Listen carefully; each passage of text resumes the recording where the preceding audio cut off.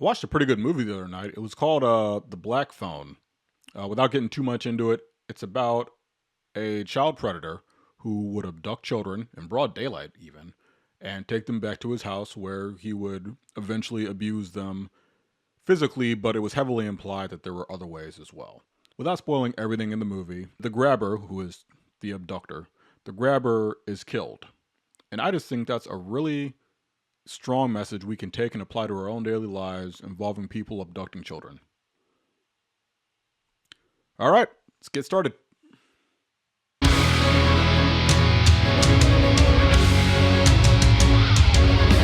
What's up, everybody? Welcome back to another episode of Major in Metal, where we talk about guitars, metal, and things of that nature. This week, we're going to be looking into one of my favorite bands of all time, Dethklok. Brendon Small, I just got to get this out of the way and say this first. Brendon Small is one of the best songwriters of all time, bar none. And I wholeheartedly believe. I don't think he gets nearly enough credit. I feel like I say that about every band we talk about on here, but I really sincerely mean it this time. Obviously, his work with Dethklok and Metalocalypse, but even his own albums, the Galacticon series, are just phenomenal examples of great songwriting, great structuring, super heavy music, super melodic music. I remember reading an interview where he was talking about he loves melody and music. However, being in a death metal band, he doesn't really get the opportunity to put much melody, in the vocals. That's why there are harmonies all throughout the Dethklok discography. There's 3-part harmonies, 4-part harmonies, just stacked guitars. This song is really not much of an exception, but it is one of the earlier Dethklok songs. We're going to be looking at Awaken from the first Dethklok album. Now, personally, I think the Death Album 3 is the best album that these cats have put out, or rather this cat has put out. It's one dude. What's cool about songs on the first album is it was completely done by Brendon Small himself. He programmed all the drums, recorded the bass, guitars, yada yada yada. You can tell the evolution in songwriting just because the earlier stuff, particularly songs like this and Thunder Horse, are just guitar nerdery to its extreme. It's just how many licks, how many fast runs can I put in here? And it's just done so well. So that's enough about that, man. Let's go ahead and jump into the DAW and see what we can make happen. All right, so now we're up in the DAW here. As usual, I have my drums pre-programmed and my bass pre-recorded. We're looking at 2 separate parts of the song here. That's why we have this big gap from here to here. We're really going to be looking at the intro, kind of looking at some of the leads there. And then we're going to look at the little bit of the guitar duel at the end. There is a solo in the middle. For the effort it would take for me to learn it versus how much I really like the solo, it doesn't quite add up personally. So it's a cool solo, but it's not one that I feel like I personally need to know. Maybe I'll come back and do it at another date. But as it stands now, today we're doing the intro and essentially the outro. This is like post solo through the end of the song. Drums are hard hitting, and this is kind of funny. You can tell it was written by a guitar player. You have your tom and your snare getting hit, and then immediately jumping to the hi-hat. I'm not saying it can't be done, but it's like you're moving fast.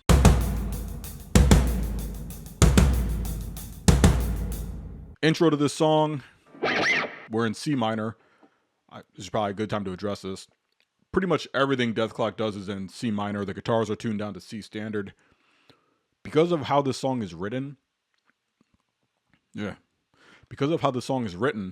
you really don't need your instrument tuned down to C. Like, obviously you need it tuned low enough so you can grab that low C when needed. It's not like they're doing a lot of riffs where you constantly have to jump between the open C or there's a bunch of open string stuff. So this guitar is actually tuned down to a drop A. It's 7 string, so standard on the bottom 6, and then instead of a B, we have an A.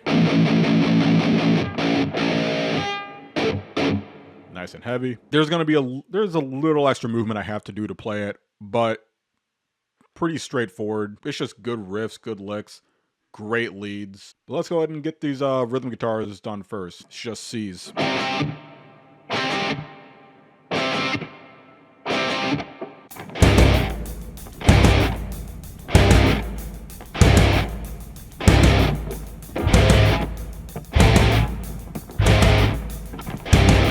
So we have our rhythm guitars recorded here for the intro. It's just a couple chords, just a couple hits.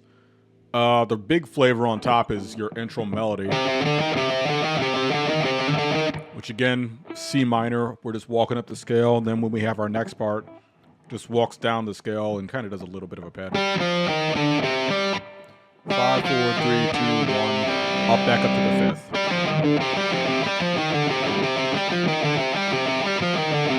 One thing I want to call attention to, though, and I feel like a broken record because I feel like I say a lot of the same stuff every time, but like it's all true. This is one of my favorite chord progressions. You have your root, your 1, then you go to your 6, then you go to your 4 in the first inversion, major 4 in the first inversion, back down to your 6, up to your root. So this is a very common chord progression. It's used all over. It's used in Motley Crue's Looks That Kill, because that main lick there is...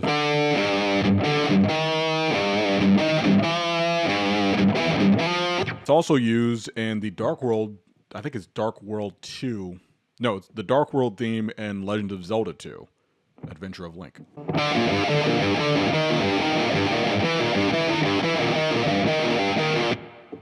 It's kind of hard to play. The point is, it's used everywhere. This is no exception. After we have that, we can get into our melody here.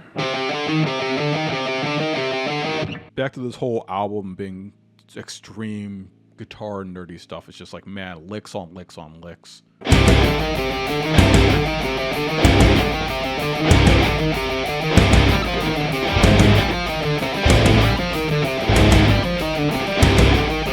It's nothing crazy. It's just a really cool lick, and it really sets the tone for what's coming up. It's just driving and all that. And wouldn't you know it, they add a harmony on the second pass. This is a trick I do a lot in my own music. Dethklok and Brendon Small were not the first to do it, but that was the biggest influence on me of bands that did it. You know, just here's a lick. Hey, you know what's going to take this to the next level? If we just do it again, but with a harmony on top of it, particularly a third. And it's like, man, what will they think of next?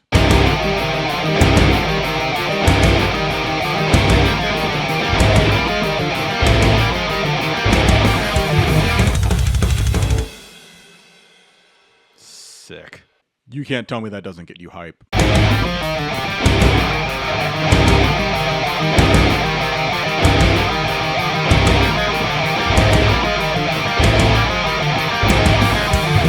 So after the intro, we just go to these long hell chords out. That just goes, you know, you got your C minor. And it's all fifths, I mean, context, but so you have your C minor, your E flat major to a B flat. And that's your intro right there. Once we get into the next part, we'll talk about that some more, but that's another really common Dethklok trick right here. This is something I try to incorporate a lot in my own stuff. With using the inversions, it allows you to have a little more chromatic motion and a little better voice leading. Because with this lick here, if you were to play that all in root position chords, you would have not nearly as cool in my opinion. All right, let's get this recorded.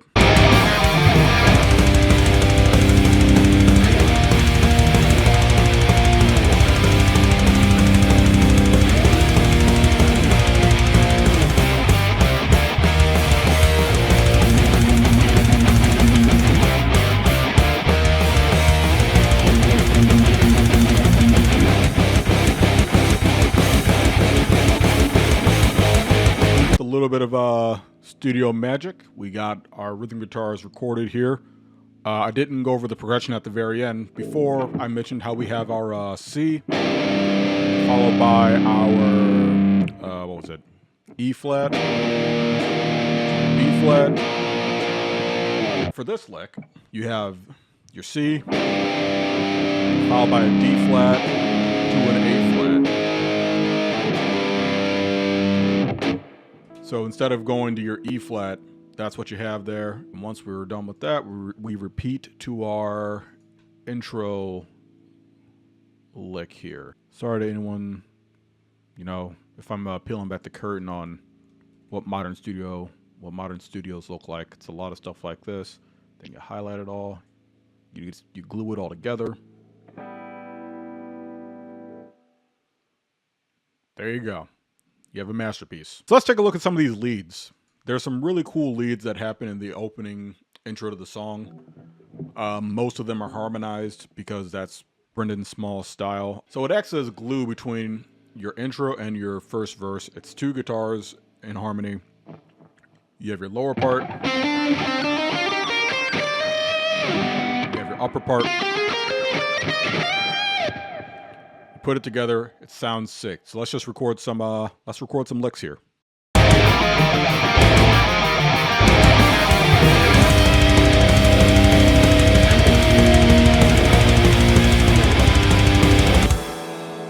Riffs so nice you gotta play them twice.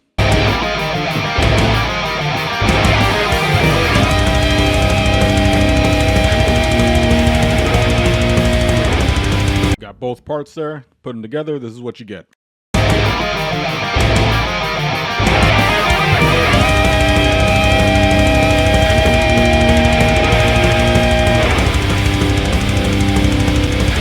Next lick in this sequence is over our first inversion lick here. It's a very,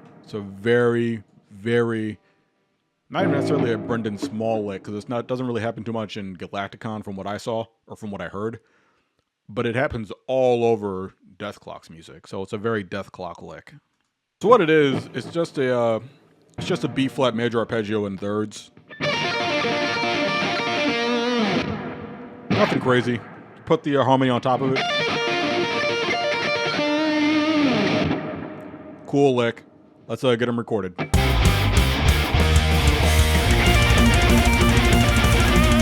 And the other one.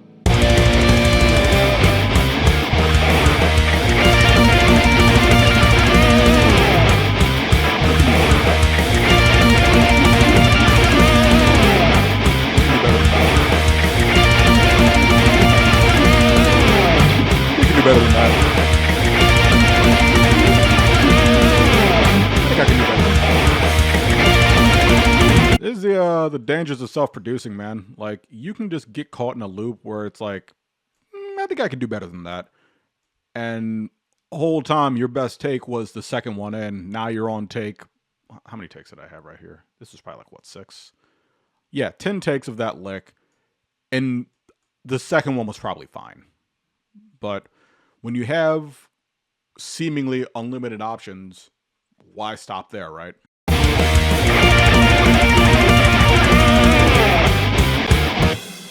I'll take it. That lick is just very Super Mario to me. It feels like something. It feels like something that would have been in a Mario game. The next lick is substantially harder. At the end of the day, it's just a big ass scale run. Is all we're doing. You gotta shove a bunch of notes in there, and then you get a little lick at the end. It's a cool lick. Wish I could play it. You're gonna sit there and watch me try to learn how to play this.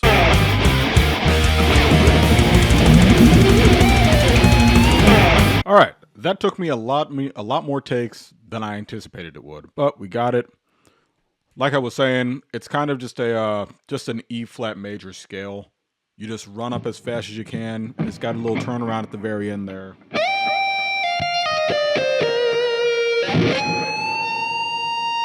Last part of the beginning of the song here, we hit our chorus, which has this nice melody on top of it. It's two guitars harmonized. Imagine that. And it just walks up your scale. You know, your first chord outlines a C minor. Next, it outlines a D flat major. Sets you up nicely to keep going up in C minor.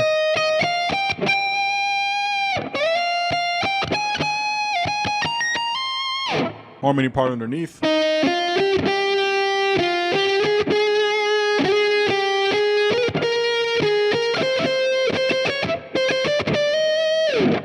Boy, I'm glad I messed it up here, because I would have been mad if I was recording it and I did that.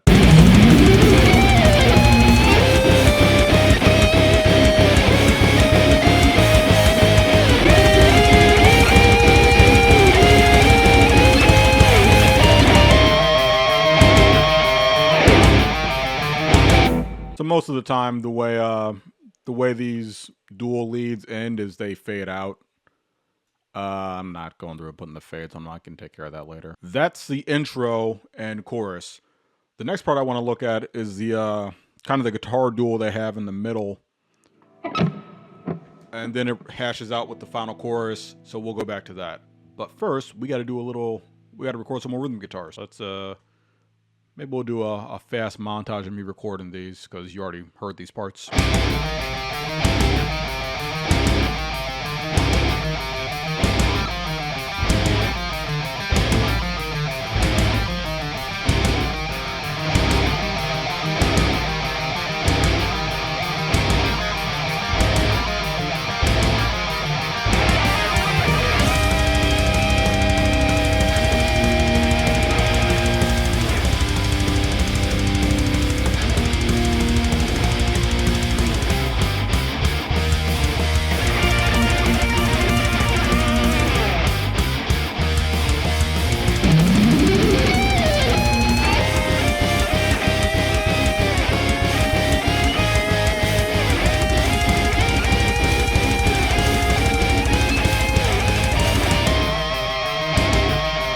Alright, so we've got all our rhythm guitars tracked. We are at the part of the song where it's almost like a guitar duel. This is my favorite part of the song, and that's why we're focusing on this here. This happens over kind of, I guess, like a pre-chorusy kind of riff right here. That's the Dethklok lick. Then Brendon Small takes it a step further and modulates it up a minor third. And it's like, yeah, you don't get a lot of modulation in metal, so that's pretty cool. But we'll just take it looking at each lick. Our first one is just a big B flat major. And that makes sense because this is happening over your B flat major. So let's try to get this, try is the operative word here. Let's try to get this recorded.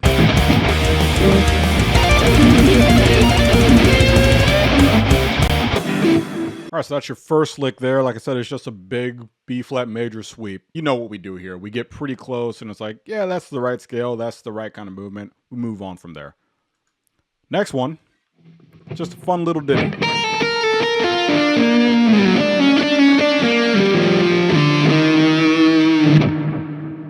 is that camera shaking so much? Oh, it's probably because it's a cheap stand. So all it does is just outlines your B flat major, like a B flat major 7 technically. That's your major 7 right there.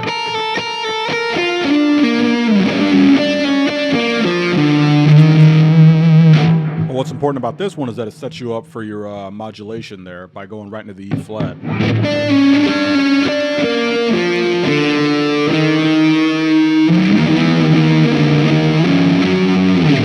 Sets you right up for it.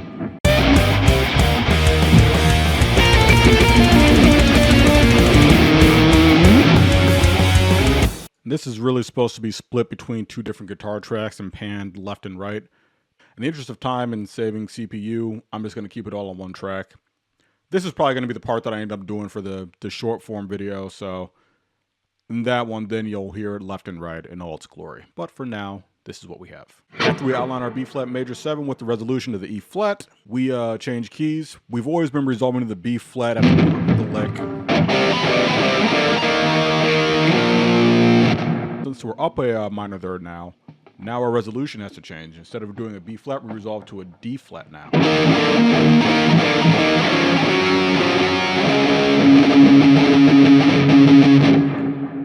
On this one, we get a really nice arpeggio again, but we hit the sus4 at the very top to give it a little bit of a, for lack of a better term, a mystic quality. This would be a lot easier if I use like one of those. Well, I can't. This doesn't have a headstock, but like one of those fret wraps, you know. I'm kind of against it on principle. Like if you got to add a bunch of stuff to play it, it sounds like you can't play it. So my own feelings, but yeah, that would really clean that up. All right, let's record it.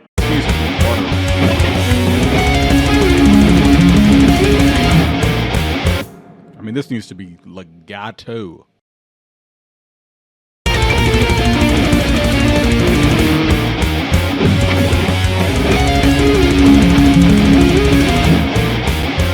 That's what I'm talking about. That was nice and smooth.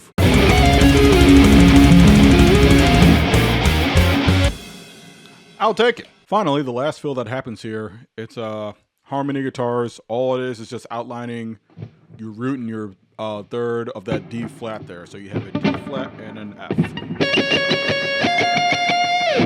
Kind of staccato.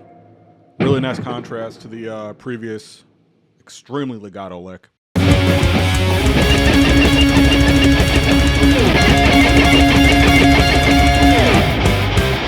All right, our last little bit of harmony for this solo dual section, it actually jumps into a 3-part harmony. It outlines the chords that we're already doing there. This part may look a little different. It all depends on how well I was able to replicate my lighting setup. Long story short, there was a part that I wanted to talk about in this video that I completely forgot when I was recording it, and I didn't realize until I was starting to edit, and I realized that chunk was missing. So set the lights back up. I'm probably in a slightly different position. Maybe it'll be obvious, maybe not. If it's super obvious, I'm going to leave this speech in. If it's not that obvious, I'm going to cut it. You'll never know. We talked a little bit about this section getting out of the dual section, the dual solos, how it goes into 3-part harmony. What's really going on is you have your main melody up top.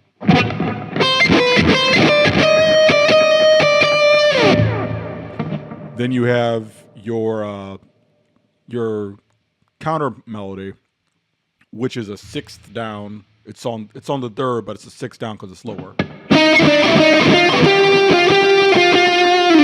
Then finally you have, it's more like an alto part, you know, if you were thinking about it as singers, but it really just hangs out on 2 notes.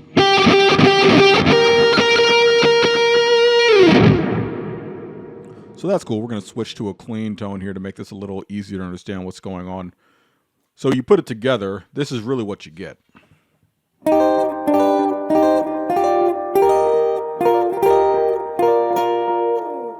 If you break that down, looking at it chord by chord, you start with a C minor, go to a G major,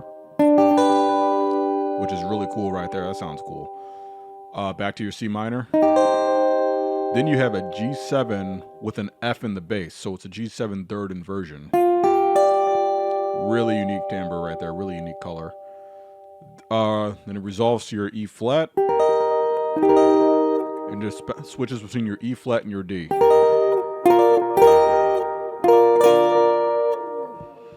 And that's the same chorus that's happening in the rhythm guitar. That's the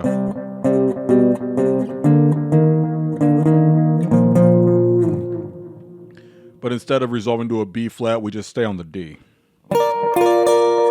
So again, C minor, G major, C minor, G7 with an F in the bass, G7 third inversion, E flat major, D major, and just bouncing back and forth. I think it's worth looking at because that's a really cool way to do that that same riff, and really emphasizes the idea I mentioned earlier that Brendon Small is just putting so much melody into the music, because obviously the vocals can't, with them being, you know, all false chord screaming. Like, it's little things like that that are just so well written, you know.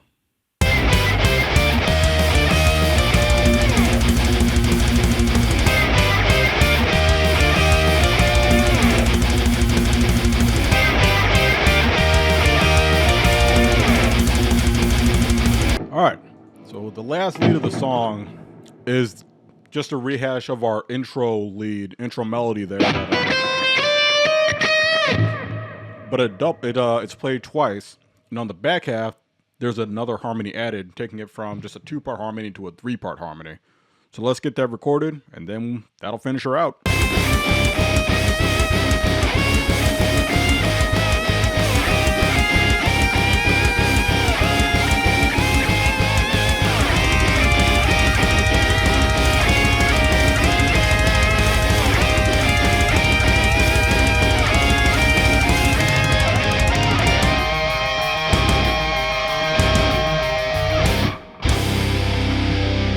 And then to end the song, we're on the same lick as the intro.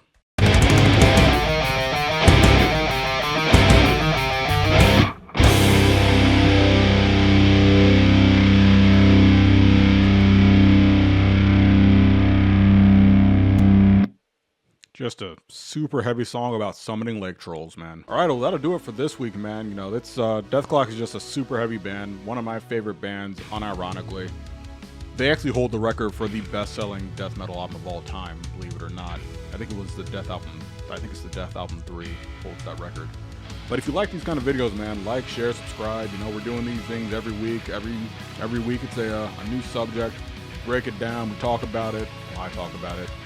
But so, there's some more people getting into the comments, so we talk about it a little bit, discuss some things. I learn stuff from y'all. Hopefully y'all learn stuff from me. But yeah, man, this is Major in Metal, where we study music and guitars and shit. I'm Major, and we'll see you next time. Peace.